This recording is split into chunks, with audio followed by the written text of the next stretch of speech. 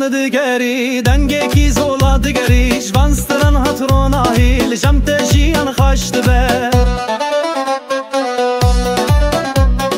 گوونده و خاش گوونده به هفره دل دل دل بزنده دست من دست تلل گوونده خاش گوونده خاش گوونده